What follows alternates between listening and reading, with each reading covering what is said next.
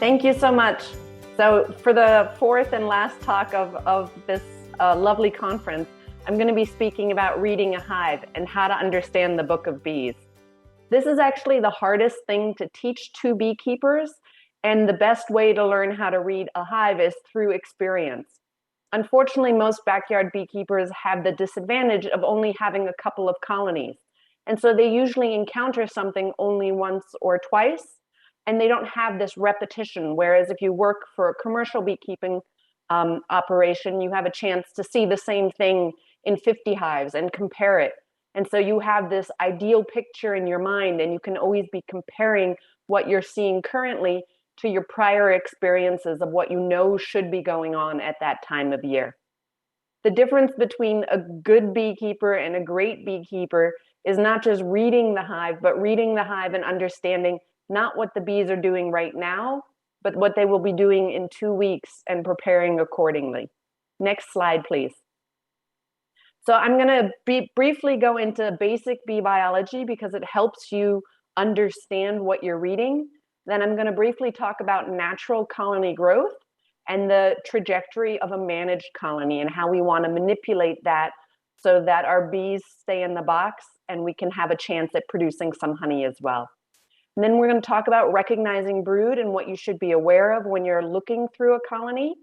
Then I will briefly address the ideal picture, sort of what I always have in my head when I'm going through a colony. And then we'll talk about managing the brood nest and how you can shift things around to try and get the bees to do what you want to do.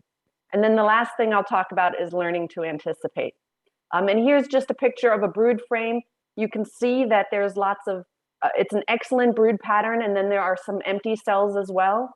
When you see an excellent brood pattern like this and you see those empty cells, it's worth taking a look to see what's in them. Sometimes they contain pollen, which has now been consumed. Sometimes they had a bit of nectar, which has also been used up. And so this is still considered a good brood pattern. And then in the bottom center of that frame, you see a little bit of wild drone brood that they've drawn. And so when a colony is drawing drones, they start doing this in abundance, usually in March. They need to rear drones about 45 days before they throw out a swarm. And so when you start seeing drone production, you know that your colony is gearing up for the season. Next slide, please. And so basic bee biology. How can we learn to see what's going on in our hive? On the bottom left, you see a picture of very young larvae, and notice how they're swimming in a pool of brood food. This is a good sign that the colony has a rich access to protein-rich pollen. When you look at your brood nest and you look at the larva, I behoove you to get a magnifying glass if you can't see eggs and young larvae. If they're floating in a pool of rich brood food, the colony has enough nurse bees, they have access to good nutrition. If those larvae are lying dry and there's nothing that they're floating in, that's an indicator that you may not have enough pollen in your area, or that your colony is stressing out a little bit and trying to rear more than it's actually capable of rearing. In the top left, you see a honeybee on a cool February day foraging for pollen on a type of erica. And then on the top right, you see a newly emerged bee trying to emerge out of its cell that has just cut open its cell with its mandibles, and it's begging a little bit of food from a nurse bee that's walking by. Next slide, please. And so it helps us to think about what honeybee colonies really are. And I loved some of these old cave paintings. So on the top left, you see what's called the man of Bicor, although it's a very androgynous figure with large hips. And they used an indent in the actual cave wall to represent the colony. And this individual is robbing honey out of the hive and putting it into their basket. They're surrounded by bees, but no bees are actually stinging. And then in the middle center one, the one that's in black and white, those are most likely Apis dorsata, the giant honeybee. And those are cave paintings that represent big open comb outdrawn in the wild, and they're hunting those.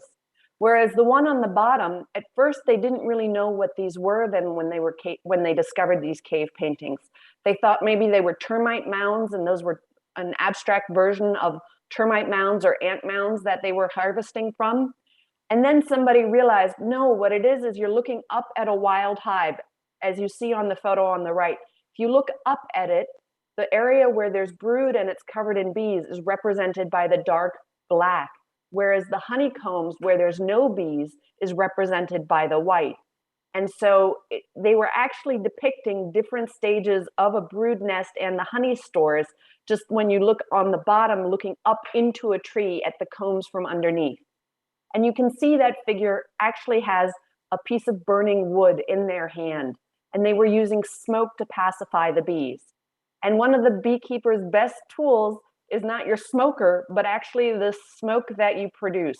You want a nice white, cool smoke so that you can puff a little bit and the bees stay calm when you're working a colony. Next slide, please. And so here's just our typical hive.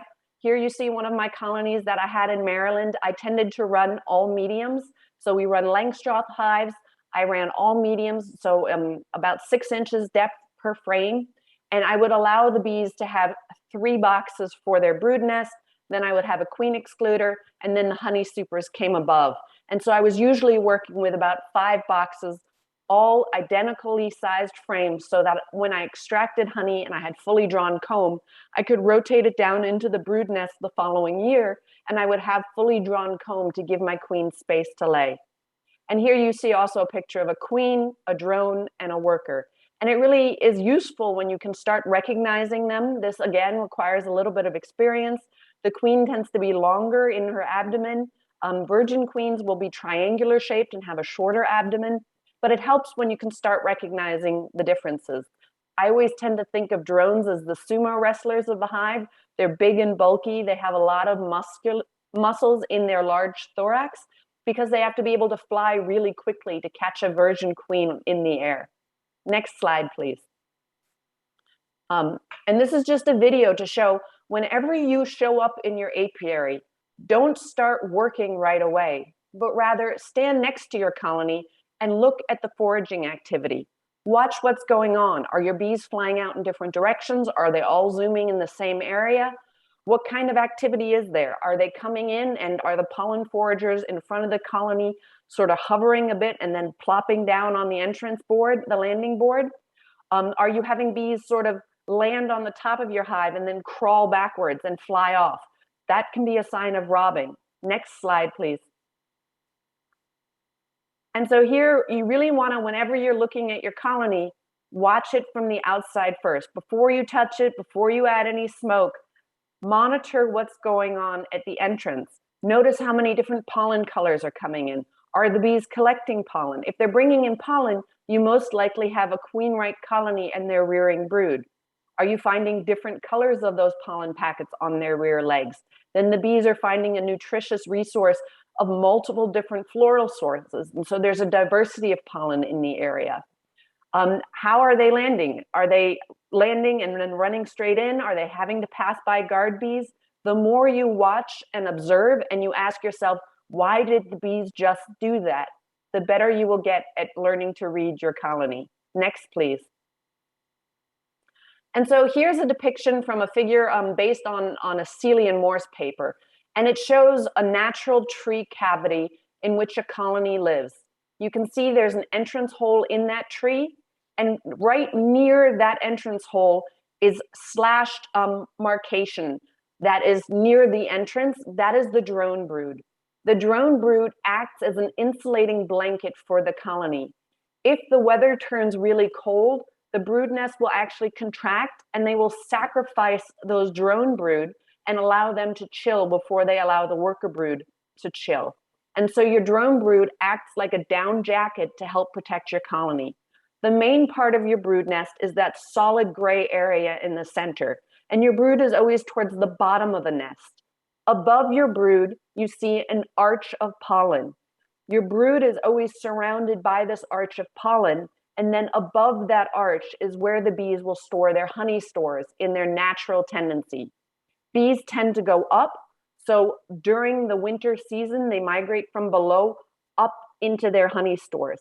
This is why a Langstroth hive in a temperate climate can be difficult, because bees do not migrate from left to right towards their honey stores. They're used to moving up into their honey. Next slide, please. And so I tend to think of the brood nest as a hard-boiled egg. The yolk is your nursery, this is what you want to keep together. You do not want to stick a frame of honey right smack in the middle of your brood nest. You don't want to put a frame of pollen right smack in the middle of your brood nest, because when the bees encounter that frame, it tells them, oh, that's the edge of the brood nest. Let me turn around and go the other way. And so you can split your brood nest in two accidentally by splitting it in the middle. That, you know how a boiled egg will often have that thin little coat on the yolk? That I think of as your pollen arch. That is always surrounding your brood nest. The bees pack the pollen in the closest area to open brood so that the nurse bees can consume it and feed that brood. Whereas the nectar, they tend to store up above unless they're running out of space, and then they'll start backfilling the brood nest, which is a sure sign of swarming about to occur. And so your honey arch is where the white is. And if you keep this egg shape in mind, the yolk can stretch, it can go wider, it can go higher, but you always want to keep it intact. You want to keep your yolk intact.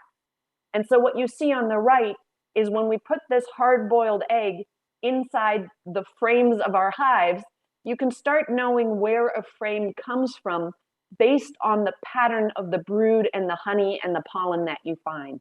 Next slide, please. So here you see the nest architecture in two-story colony. This is typically how your colony will be in the spring. There may be an empty box underneath it if you overwintered them in 3, or if you overwinter in 2 deeper boxes. This will be the picture in the top box, and the bottom box will be pretty empty. But you have a central nest of brood surrounded by pollen. Notice that frame number 2 is a pollen wall. You will often find this in your bottom brood box. You'll look through a hive and there'll be a frame of brood, and then a smaller frame of brood usually with a pollen arch above it. And then the next frame is a solid wall of pollen. That marks the edge of the brood nest. If you decide to use drone comb cutting to remove a lot of your Varroa mites from your colony, you would want to pull the frame labeled 1 here, remove that, move the pollen frame that's labeled 2 in this picture over into the spot of 1, and into the slot where you just moved the frame 2 over, you would put in a frame with no foundation. When you give the bees a frame with no foundation and it's in between a solidly drawn frame and a brood frame, they will almost always draw a perfect drone brood for you. Drone brood emerges after 24 days. So if you put it in and you come back 3 weeks later, not a single drone will have emerged, but usually within 24 to 48 hours of putting that drone frame into your colony in the spring, they will have drawn out wild comb, because we don't give our bees any chance to put drone brood anywhere. The queen will have laid in it, and then at day about 13, 14, that frame is capped, and then you can pull that frame in 2 to 3 weeks. I usually say, put it in, come back 3 weeks later, and then you can pull that hive and remove a lot of your Varroa mites. Next slide, please. And so when you see this frame, you can see that architecture, right?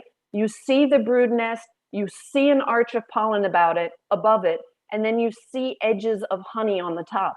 And so when you see this frame, you know that it came out of the top box of that brood nest. This is not a frame that came from down below. You see that arch at the very top. Next, please. And so this is just highlighting what we're seeing in that frame. You see a solid area of capped brood, you see that arch of pollen, and then in the edges, they've stored honey. Next, please. And so this is a diagram of a natural colony growth. This is your feral colonies that live remotely, don't have a lot of other competition in the area, and they typically make it through the winter with only about 5,000 to 10,000 bees. Come about February, in late January, they start rearing brood. Some of that brood starts to emerge in February, and then you have very, very rapid growth in the early spring, in March and April, when you have that good nectar flow. That's that sharp growth where the colony really goes from 5,000 up to a peak just over 25,000. Then they start backfilling that brood nest with that incoming nectar because they don't have any place to put it. And that backfilling of the brood nest is a trigger for the queen. She can no longer lay eggs. The bees start nipping at her, so she doesn't have a chance to lay any eggs.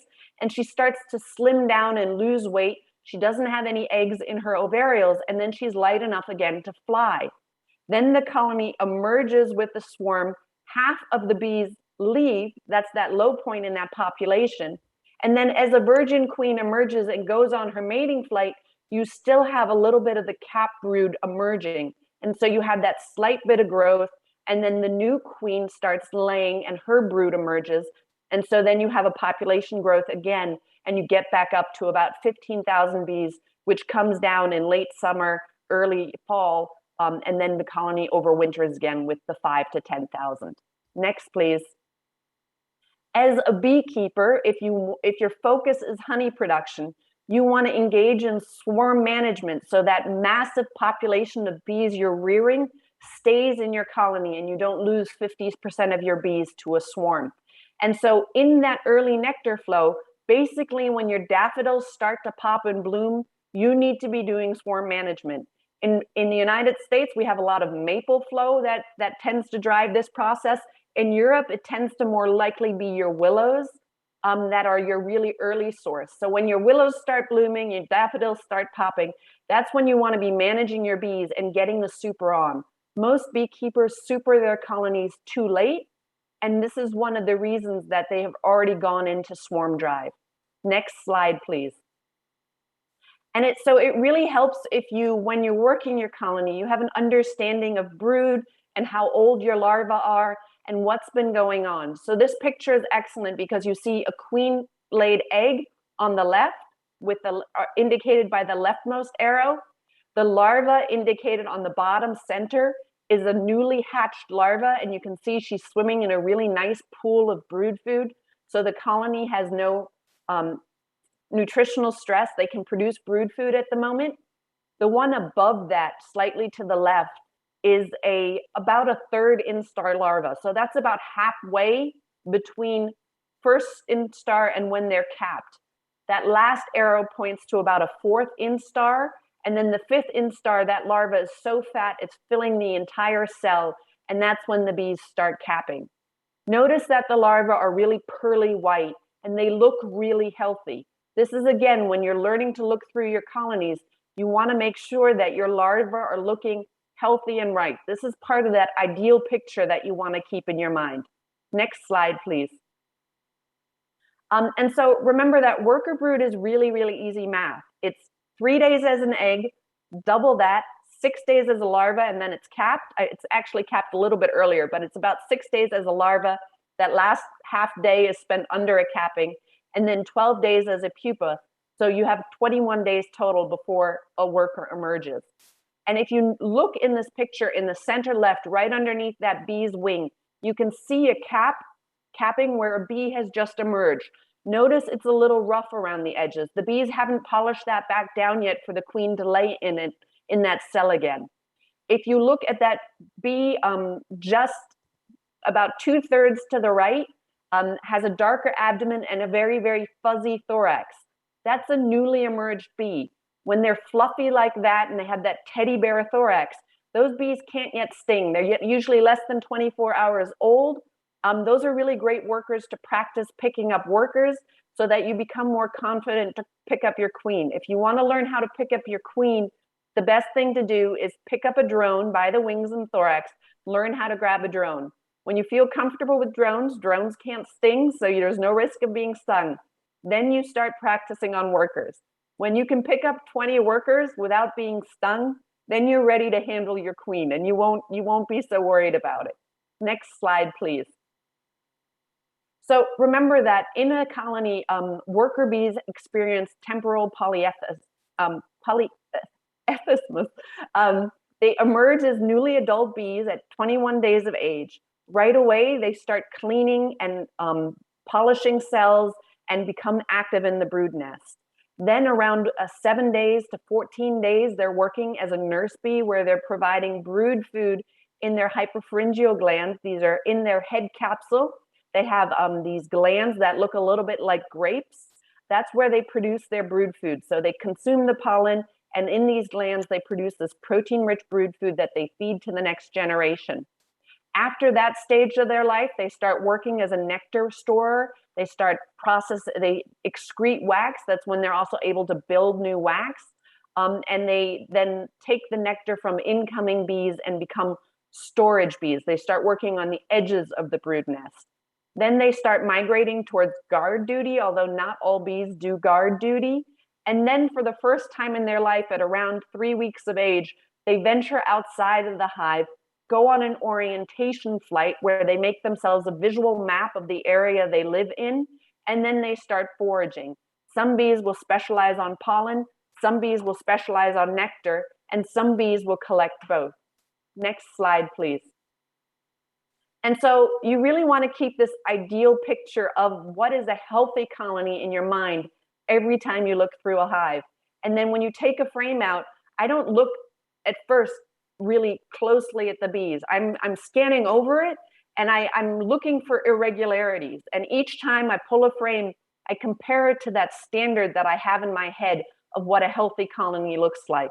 Next slide, please.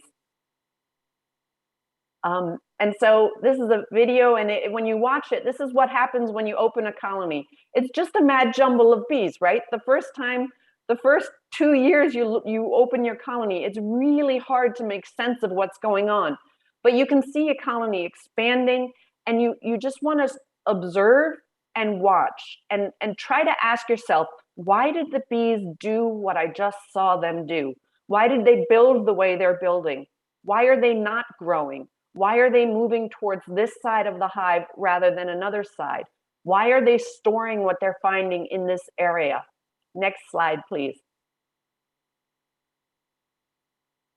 And so this is actually from a top bar hive that I used to run, but you really do have a mad jumble of bees, what Charles Darwin called a crowd of bees working in a dark hive. And it's really hard when you're first starting out to make sense of that. But as you keep that hard-boiled egg in mind, then you start to know what to expect on what frame, and you can become more efficient. As new beekeepers, we tend to want to open our hives frequently and examine them in detail, pulling out every frame. I recommend that starting out, really you don't want to rearrange everything in your colony more than once every 2 weeks. In the springtime, you need to do swarm management, and then you want to be in your colony about once a week.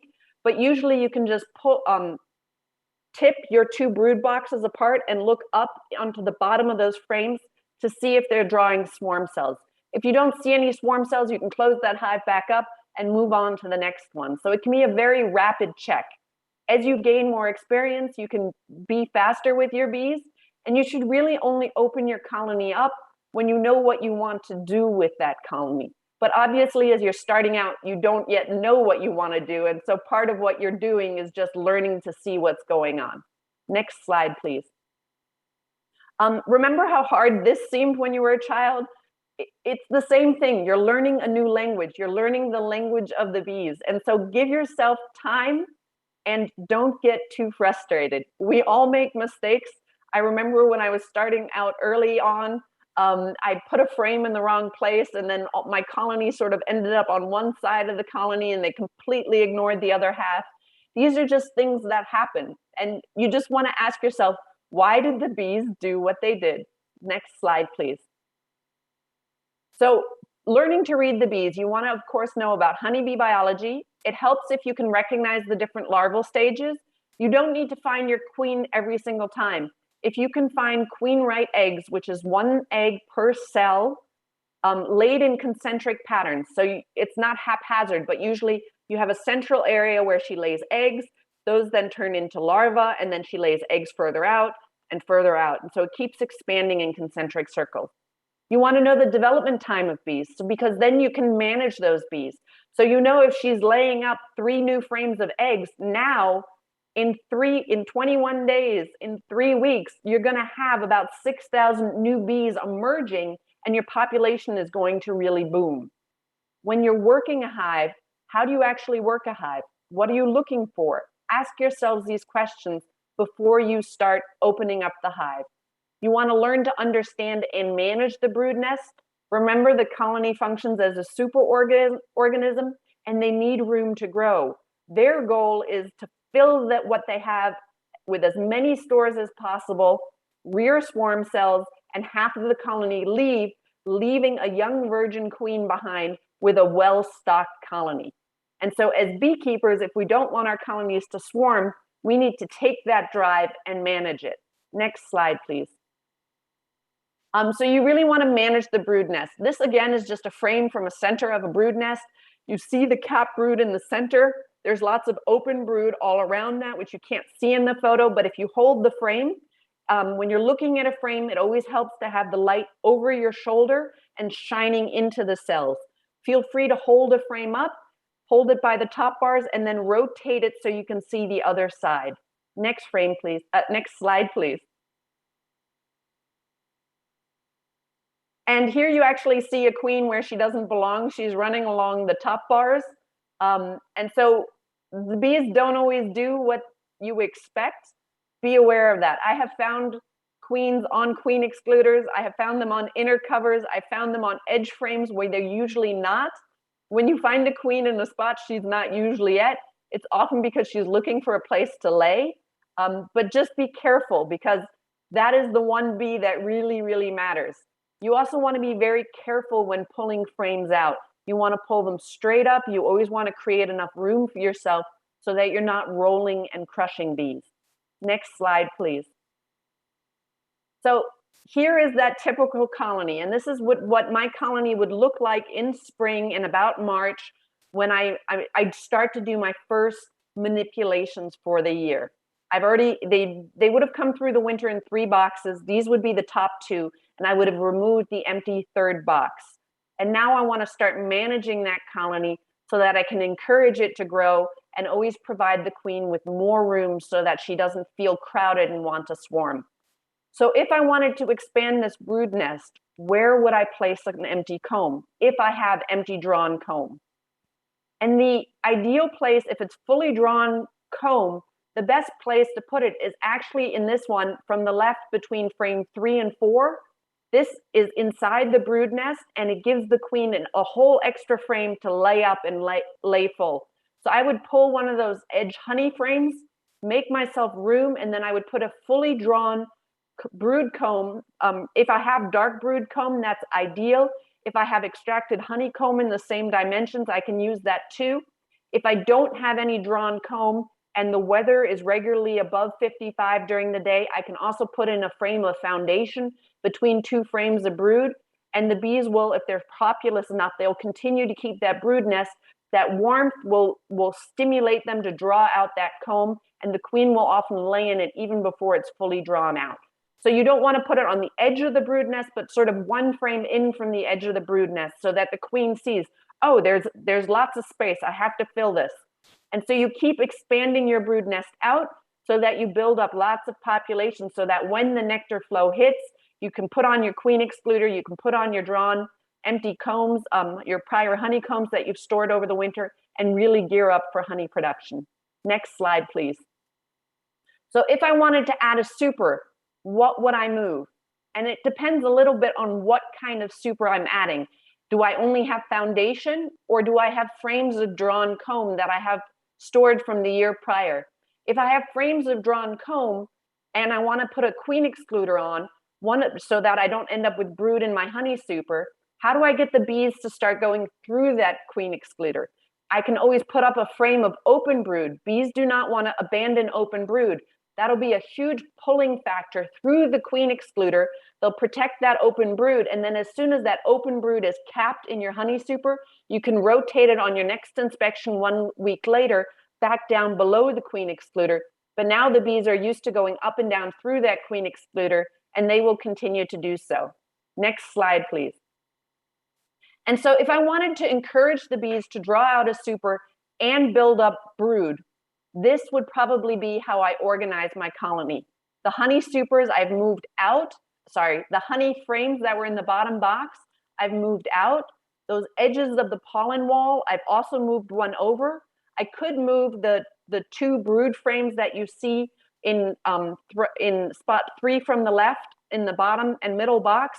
You could move those one over, but if your nights are still cool, then I would keep my brood nest intact and I would set it up this way. Now on the edges of the brood nest, your queen has room to lay lots of eggs. She's still in contact with at least 3 frames of honey. You never want to, if you have erratic spring weather, leave your colony not in touch with honey. So you can see that there's a full drawn honey frame in that 3rd box right above the brood nest. And there's another one with a little bit of brood and then honey up above. That is to encourage the bees to move and build out brood even into that 3rd box. If I'm trying to really expand, have 3 boxes worth of brood and then have my honey supers up above. If I wanted to have this as a honey super because my nectar flow was already on, then I would put a queen excluder above that 2nd box. I would leave that frame with brood above the queen excluder for the 1st week, and then I would rotate it back down below the queen excluder because now the bees are used to going up and back. If you don't want to use, if your stored honey has been, because you used a Varroa treatment or something else, then as soon as you know there's an appropriate nectar flow on, I would pull those 2 frames of honey as well. But if it's early spring and you're still having erratic weather, then you would leave those drawn honey frames in there. You know which frames they are, and you can always pull them and not extract them. Next slide, please. If I wanted to focus solely on honey production, this is what my colony setup would look like. I would give the queen empty drawn comb in the brood nest area down below. If I have fully drawn comb, I would put that in the 3rd box above my queen excluder. When I have fully drawn comb, they'll go up through that queen excluder during a nectar flow, and then I would put foundation as a block on the edges. Some people will checkerboard between foundation and drawn comb so that you have foundation, drawn comb, foundation. The problem is if you have a really heavy nectar flow, sometimes they'll just draw the already drawn comb out double wide and they'll ignore the foundation. It depends a little bit on how quickly that nectar flow is coming in, and also if you're using plastic foundation or pure beeswax foundation. They tend to draw out pure beeswax foundation faster than they tend to draw out plastic foundation just coated with wax. Next slide, please. So I just want to urge you to keep this natural order in mind. If you put that tree diagram into our honeybee hive, it's very, very similar to this, with the green being your central brood nest. So keep that in mind when you're doing your colony manipulations. Next slide, please. You can also push that brood nest down. So if you're trying to get your bees to really build up a lot of brood and focus putting the nectar into the honey super, then I keep pushing my brood down into the bottom boxes. I push it all the way out from left to right. I don't end up with any pollen down there. The pollen then comes up in spot 1 and 10 in the box above it. And I give my queen lots and lots of room to keep laying down in those bottom 2 brood boxes. Lots of bees emerging so that when the nectar flow hits, they will be ready to forage and put it into my honey super up above. Next slide, please. And so what to look for depends a little bit on where you're looking. If you're in your brood chamber, you want to look at your brood pattern. You want to see if you can spot eggs. You want to look at your larva and what kind of pattern are your larva in. Do you have young larvae right next to really old larvae? Then something may have happened that they cannibalized or the queen came back and laid. That's an indicator that you want to look more closely to what's going on. Does your cap brood look healthy? Does it have a nice clean capping? They always pull in some of the brood comb into that capping. So if you have darker combs, you'll tend to have darker cappings. Whereas if it's brand new comb, they will have very light colored tawny cappings. If you find eggs on a frame, always double check that frame because your queen may be on it. And also make sure to keep an eye on your pollen resources. Is pollen being stored near your brood? If you're not finding any pollen in your brood nest and your larvae are sitting very dry, you may need to supplement with a pollen supplement. Next, please.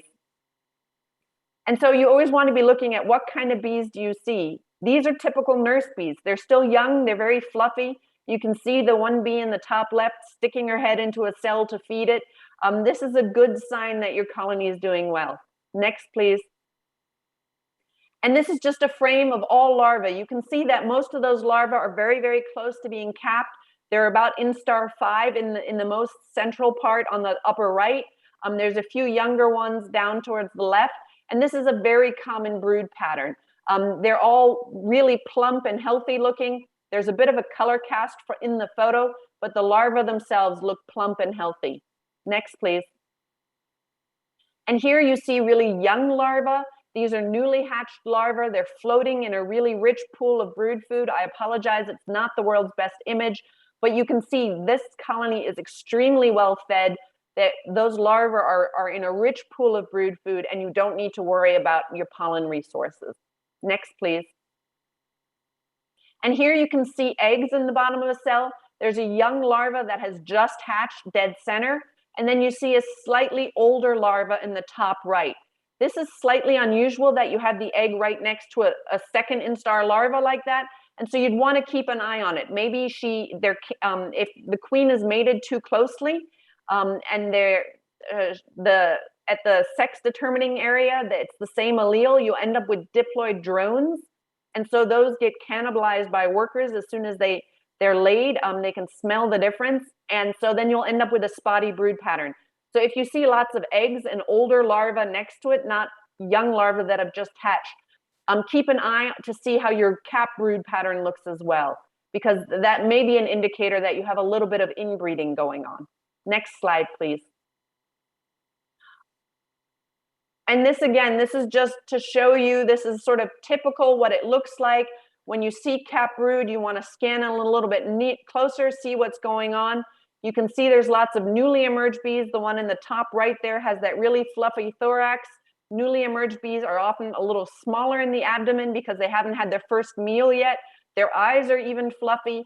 And it's just an indication you want to start looking at your brood frames, looking at your bees, noticing differences. If they have tattered wings, they tend to be old foragers. If you start seeing any signs of crippled wings, then you know you have a virus and mite problem going on in your colony, and you want to stop with honey production and really focus on getting your colony back in shape health-wise. You probably have to do some Varroa control. Next slide, please. And here you see really healthy brood. This is very large larva in the dead center. There's lots of bee activity over it. You can see that some of them are sticking their heads in and feeding them. And as you move out away from that center, the larvae get younger. This is brand new comb. When they make cappings out of these sidewalls and start drawing them in for the cappings will be much lighter in color. Next slide, please. And here you can see that the queen actually moved up into the honey super. I didn't have a queen excluder on, and so there had been a nectar flow. You can see that honey is a little bit reddish. It's actually a tulip poplar honey. And my queen, usually when I have full honey supers on, she'll stay below and I don't always need the queen excluder. But in this case, I didn't have the queen excluder and they had used up some of that honey to feed brood and she had laid it full. And you can see when bees lay, when the queen lays eggs in brand new comb, the brood cappings are much lighter and tawny in color. Next slide, please. And every once in a while, you'll find your queen where she doesn't belong. Here you can see they're just starting to draw out this frame. She's already laying eggs on that frame. This is an early spring, a very fecund queen. She's looking for room. And so you want to provide supers and space early on so that your bees stay in the box. Usually when I'm working a colony, I will have a nuke box that I've closed off on the front with me so that when I find a frame with the queen on it, I can set that entire frame in that nuke box that's screened on the front. I can put the lid on. She'll keep doing her thing on that comb. I can then work that entire hive, do any manipulations I want without any risk of crushing the queen. And then I usually put my queen back in the lower box. I make a lot of room. I put the frame in where she's on, in there next to a brood frame with her facing that brood frame. And then I put in the other frames next to her to fill out that space and put the next box on top. Next slide, please. This is when I pull a frame, sort of how my eye scans over a frame. I don't actually focus on the individual bees. My eyes do a sort of corkscrew-like movement where I go from the left center up along the top, down the right, and then into the center area. And my eyes are scanning over it, looking for healthy brood, looking for anything that looks out of the ordinary. And if it looks out of the ordinary, I pause and I look more closely. Next, please. And here's just a photo of Sue Kobe at one of her demonstrations. And that's if you're rotating the hive, rotating the frame by the top bars, Again, as you rotate it up, you do this exact same scanning motion to see the other side of the frame. Next, please. So you want to learn to anticipate what's going on in your colony. To encourage the queen to lay more, you want to provide her with empty drawn combs to lay eggs. If the weather is warm enough and you have drawn combs, you can place it in between two brood frames and the queen will fill that up right away. If you only have foundation, you want to add it between that brood frame and that pollen wall, and they'll draw that out. If you have a really good honey flow on and you're not worried about cool temperatures, you can put that frame of foundation in between two brood frames, drawn brood frames, and they'll very quickly draw it out. But if you have cooler nights, you really want it on the edge of the brood nest so that that one brood frame isn't isolated by itself. Next, please. To encourage the bees to draw out foundation, place it next to open brood. So if I have, especially on deep frames where the bees don't always want to draw it edge to edge, if I put that next to a frame of open brood, that open brood requires really warm temperatures. It requires nurse bees to be there constantly feeding them, which means there's a lot of traffic and a lot of warmth, and they'll very quickly pull out and draw out the adjoining frame to it. You can also place it next to drone brood. If you have a frame where you are already having them draw drone brood and they've drawn the full comb, drone brood need much more feeding than worker brood, which is why I like to do drone brood cutting, because it helps tamp down on swarm drive. Those drones soak up a lot of brood food. And so you can actually use it to gauge if your colony is thinking of swarming. You can also spray down foundation with sugar water to make it a little more appealing to bees, and they'll start drawing it out faster. To encourage bees to draw foundationless frames, so if you're working without foundation, I always place it in between two already drawn frames, especially brood frames, and then they'll draw me nice straight comb. You only want to have one foundationless frame at a time, otherwise they'll draw you crazy comb across multiple frames. Next slide, please. If you want to encourage honey production, you want to build up a strong brood nest without swarming, which means you need to do a lot of management. You need to give your queen a lot of room. If you start seeing that they're thinking of swarming anyway, you need to make splits, or you can, if they're continuing to think of swarming, and keep drawing swarm cells, even though you've given them lots and lots of space, then the only option really is to do a shook swarm, where you remove all of the frames. Anything that's cat brood, you can put above a queen excluder on other hives, and those will then be perfect for making nukes if you have queens that you're trying to bring under, because that brood you store above a queen excluder, you know the queen's not on it. It'll pull up a lot of nurse bees, and then 24 hours later, you can just take those frames with attached nurse bees and make nukes and set them up in the same apiary. It's called the Doolittle method of making nukes. It's very convenient.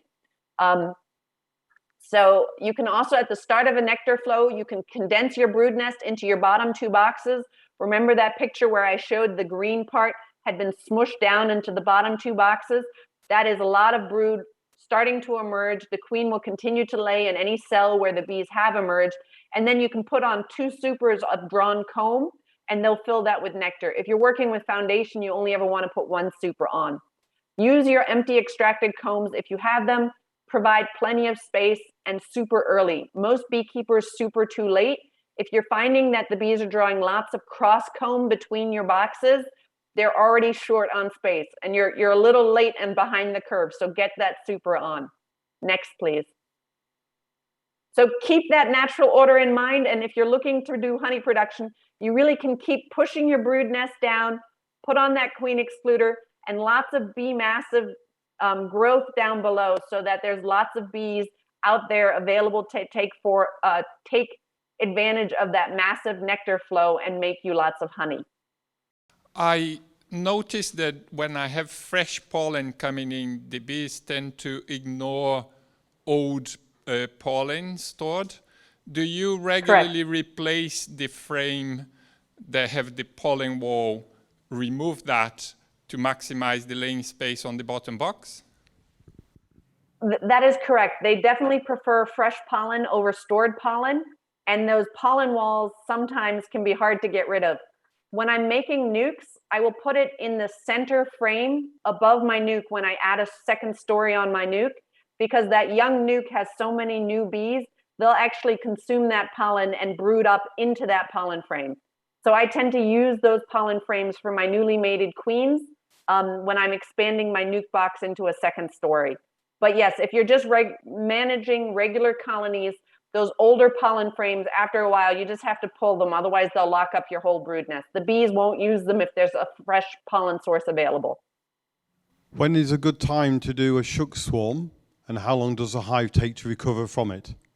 So shook swarms work really, really well during a nectar flow.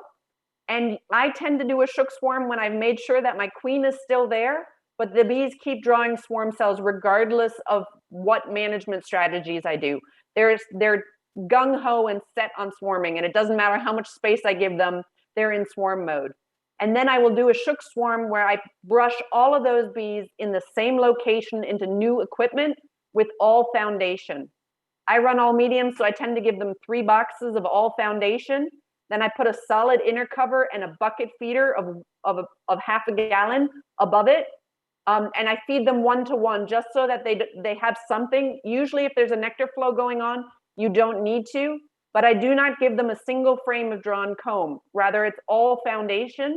And within 10 days, they will usually have drawn out all 30 frames for me, and the queen will be laying up a storm. It's an excellent way if you want to make cut comb honey as well, where you just then checkerboard up above with wild comb and foundation.